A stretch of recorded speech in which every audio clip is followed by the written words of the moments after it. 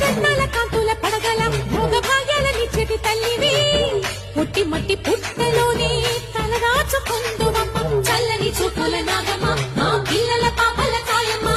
పల్లెకు తల్లివి నీవమ్మ మాకు తోడు నీడగా ఉండమ్మా కాసిని పాలకి మమ్ము చల్లగా